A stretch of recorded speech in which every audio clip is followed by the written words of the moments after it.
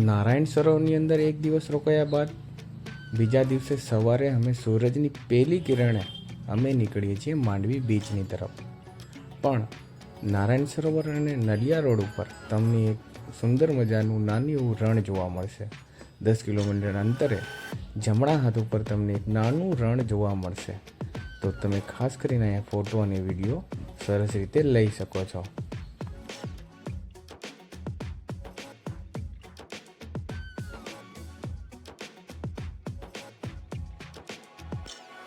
નારાયણ સરોવર અને નલિયા રોડ ઉપર તમને ઘણા બધા વન્ય પ્રાણી પણ જોવા મળશે, તો એનું ખાસ ધ્યાન રાખજો.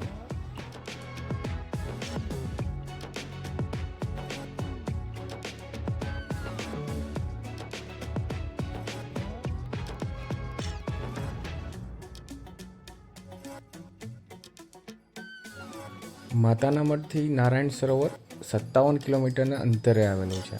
પણ આ રોડ ઉપર તમને ઘણા બધા પેટ્રોલ પંપ મળી જશે.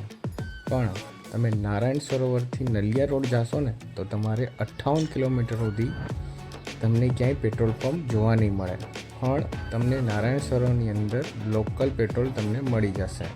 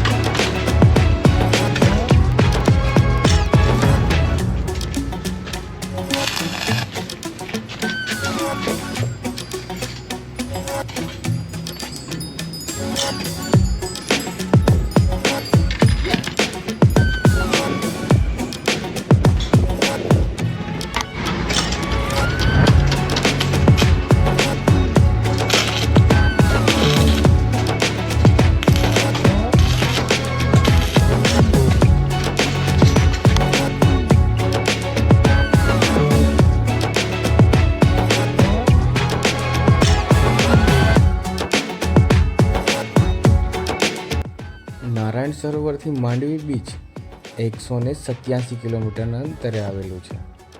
પણ રસ્તામાં તમને એક સરસ મજાનું મા અંબાનું મંદિર તમને જોવા મળે છે. તો અત્યારે અમે મા અંબાના મંદિરે આવ્યા છીએ.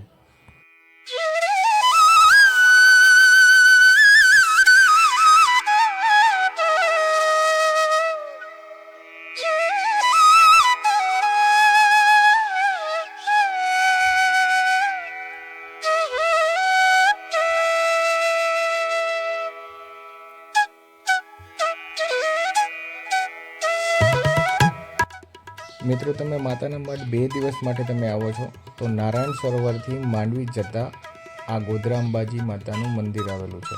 આ મંદિરમાં તમારે રહેવા માટે સુવિધા અને વિનામૂલ્યે જમવાની સુવિધા પણ ઉપલબ્ધ છે. અહીંયા મંદિરની અંદર ઘણા બધા એક્ઝિબિશન પણ આવેલા છે. તો માત્ર 20 રૂપિયા ટિકિટ ભાડું ચૂકવીને તમે એનું એક્ઝિબિશન પણ જોઈ શકો છો. માંડવી બીચ અહીંયાથી ફક્ત 15 કિલોમીટરના અંતરે આવેલું છે અને વિજય વિલાસ પેલેસ 10 કિલોમીટરના અંતરે.